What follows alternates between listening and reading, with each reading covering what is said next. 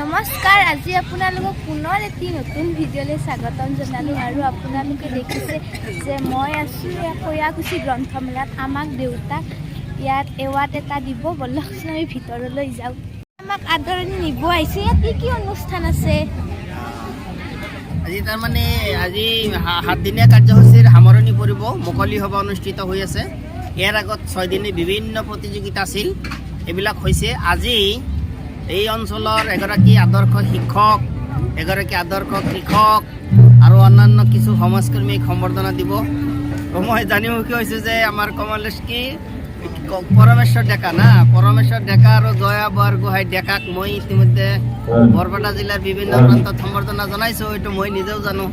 আৰু মোৰ আজি ভাল লাগি আছে যে কয়াকুছি গ্ৰন্থমেলাৰ পৰাও আজি ডেকা ডাঙৰীয়াক যে মাতিছে সম্বৰ্ধনা দিয়াৰ বাবে কৃষক হিচাপে, সেই হিচাপে মোৰ বহুত ভাল লাগি আছে। মই সেইকাৰণে আজি খবৰ পাইছিলোঁ, আগবঢ়াই লৈ যোৱাৰ কাৰণে আহিছোঁ। আমাৰ মইনা দুগৰাকীক ক'ত ডাঙৰ মইনা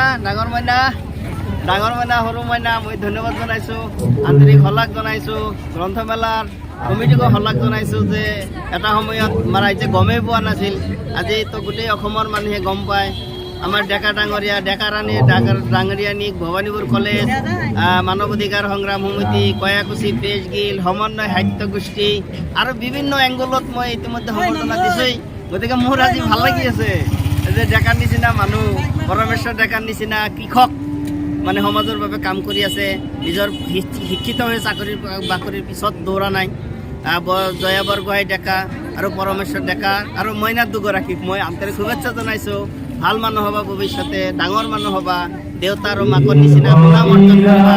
কয়াকুছিবাসী হিচাপে, সৰুক্ষেত্ৰীবাসী হিচাপে মই আন্তৰিক শুভেচ্ছা জনাইছোঁ আজি পৰমেশ্বৰ ডেকা ডাঙৰীয়া।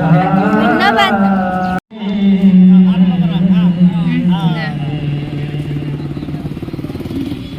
সৰুক্ষেত্ৰী সমষ্টিৰ বিধায়কে আমাৰ দেউতাক কেনেকৈ সম্বৰ্ধনা জনাইছে এতিয়া আমি চাওঁ। প্ৰদান কৰিম আৰু তেখেতক বঁটা প্ৰদান কৰাৰ বাবে আমাৰ উদ্যোক্তাসকলৰ তৰফৰ পৰা এখন মানপত্ৰ, এখন ট্ৰফি,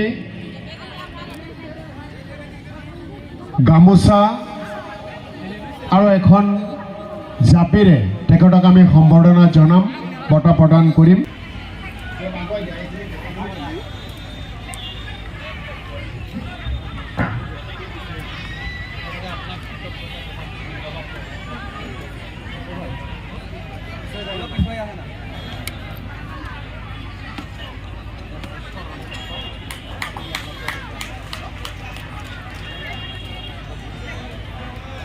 কেমেৰা চাই দিব, কেমেৰা চাই দিব,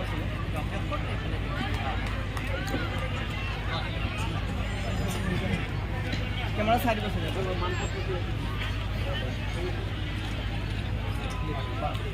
sir, camera. Thank U.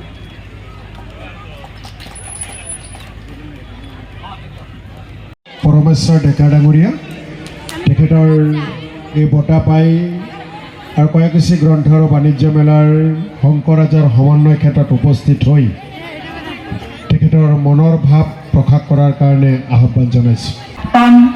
Kayakuchi গ্ৰন্থমেলা আৰু বাণিজ্য মেলাৰ মুখ্য পৃষ্ঠপোষক আমাৰ বিধায়ক, মাননীয় বিধায়কদেৱ, মঞ্চত উপনীত কৰা বিশিষ্ট গুণী জ্ঞানী ব্যক্তিসকল, মঞ্চৰ সন্মুখত উপস্থিত মোৰ প্ৰবীণ সন্মানীয় ব্যক্তিসকল, কনিষ্ঠসকল আৰু বাণিজ্য তথা গ্ৰন্থ বিপণীৰ সমূহ ব্যৱসায়ী, ক্ষুদ্ৰ ব্যৱসায়ীসকলৰ প্ৰতি মোৰ আন্তৰিক অভিনন্দন জনালোঁ।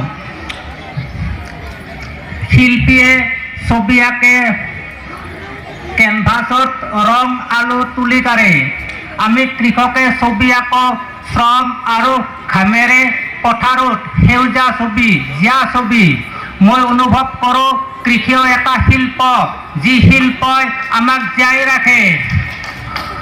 আজি 7ম কয়াকুছি বাণিজ্য মেলাত মোৰ দৰে এজন সাধাৰণ কৃষকক কয়াকুছি আদৰ্শ কৃষক বঁটা প্ৰদান কৰাৰ কাৰণে উদ্যোক্তা আৰু পৃষ্ঠপোষক মাননীয় বিধায়ক দেৱক মোৰ ফালৰ পৰা কৃতজ্ঞতা জনাইছোঁ।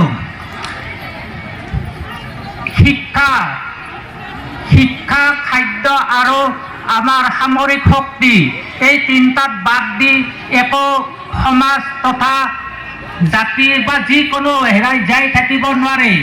আজিকালি আমাৰ ল'ৰা ছোৱালীবিলাকে বেছিভাগ মোবাইলতে ব্যস্ত থাকে।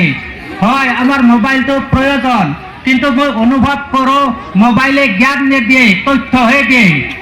আমি মাইনী মহন্তদেৱে এটা কথা কৈছিল, আমি বাহিৰা কিতাপ বুলি কিতাপ পঢ়িছিলোঁ। হয়, তেখেতে যিটো বাহিৰা শব্দ কৈছিল সেই আমিও বাহিৰা কিতাপ পঢ়াৰ কাৰণে মা দেউতাৰ বা শিক্ষয়িত্ৰীৰ টান কথা বা এচাৰি কোব খাব লগা হৈছিল। এইখিনিতে আমাৰ হোমান বৰগোহাঁইদেৱৰ কথা কৈছিল। মই সাধাৰণতে মোৰ প্ৰিয় লেখক হোমান বৰগোহাঁইয়ে মোক কিতাপৰ প্ৰতি আকৃষ্ট কৰিছিল। যেনেদৰে মই কিতাপ ভাল পাওঁ তেনেদৰে মই কৃষি কৰ্ম ভাল পাওঁ। মই strawberry, dragon fruit, black rice, কলা গাজৰ, হালধীয়া ফুলকবি, বেঙুনীয়া পাতকবি আজি নতুন নতুন খেতিবোৰ কৰাৰ এটাই কাৰণ আমাৰ সাধাৰণ নৱপ্ৰজন্মই আলু, মূলা, কবি কৰিবলৈ টান পায়। গতিকে নতুন খেতি যেনে ষ্ট্ৰবেৰী, ড্ৰেগন ফ্ৰুট কৰিলে নৱপ্ৰজন্মই কিতাপ বুলি কিতাপ পঢ়িছিলোঁ। হয়, তেখেতে যিটো বাহিৰা শব্দ কৈছিল সেই আমিও বাহিৰা কিতাপ পঢ়াৰ কাৰণে মা দেউতাৰ বা শিক্ষয়িত্ৰীৰ টান কথা বা এচাৰি কোব খাব লগা হৈছিল। এইখিনিতে আমাৰ হোমান বৰগোহাঁইদেৱৰ কথা কৈছিল। মই সাধাৰণতে মোৰ প্ৰিয় লেখক হোমান বৰগোহাঁইয়ে মোক কিতাপৰ প্ৰতি আকৃষ্ট কৰিছিল। যেনেদৰে মই কিতাপ ভাল পাওঁ তেনেদৰে মই কৃষি কৰ্ম ভাল পাওঁ। মই strawberry, dragon fruit, black rice, কলা গাজৰ, হালধীয়া ফুলকবি, বেঙুনীয়া পাতকবি আজি নতুন নতুন খেতিবোৰ কৰাৰ এটাই কাৰণ আমাৰ সাধাৰণ নৱপ্ৰজন্মই আলু, মূলা, কবি কৰিবলৈ টান পায়। গতিকে নতুন খেতি যেনে ষ্ট্ৰবেৰী, ড্ৰেগন ফ্ৰুট কৰিলে নৱপ্ৰজন্মই কৃষিখণ্ডৰ প্ৰতি আগ্ৰহী হয়। আৰু মোৰ সেইটো কৃতিত্ব বুলি মই অনুভৱ নকৰোঁ, কিন্তু মোক দেখি এতিয়া অসমৰ বিভিন্ন ঠাইত ষ্ট্ৰবেৰী, ড্ৰেগন ফ্ৰুট, কলা গাজৰ, ব্লেক ৰাইচ কৰিব ওলাইছে।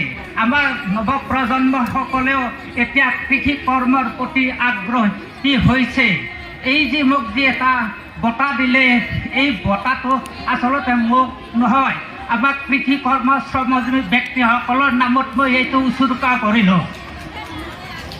এই যি কয়াকুছি ৭ম বাণিজ্য মেলা এখন মই অনুভৱ কৰোঁ ই এক সমন্বয় ক্ষেত্ৰ। কাৰণ কয়াকুছি বাণিজ্য বা কয়াকুছি অঞ্চলত এইবাৰেই নহয়, ইয়াত কেইবাটাও অনুষ্ঠান প্ৰতিষ্ঠানে মোক কেইবাবাৰো মাতি মানপত্ৰ, গামোচা দিছে। এই যি বঁটা পালোঁ, বঁটাই আচলতে কৰ্মশক্তি ভৰাই আৰু দায়িত্ববোধ ভৰাই। মই আশা আৰু বিশ্বাস ৰাখিছোঁ যি উদ্দেশ্যত মোক বঁটা দিছে সেই বঁটাৰ সেই বঁটাৰ দায়িত্ব পালন কৰি কৃষিখণ্ডৰ প্ৰতি মই যদি 10 ঘণ্টা শ্ৰম কৰিছিলোঁ, এতিয়া 12 ঘণ্টা শ্ৰম কৰি মই নৱপ্ৰজন্মক কৃষিৰ প্ৰতি আগ্ৰহী কৰাৰ কাৰণে চেষ্টা চলাম। এইখিনিয়ে কৈ মোৰ ক'ব লগা। ধন্যবাদ জনাইছোঁ আদৰ্শ খেতিয়ক বঁটা প্ৰাপক পৰমেশ্বৰ ডেকা ডাঙৰীয়াক।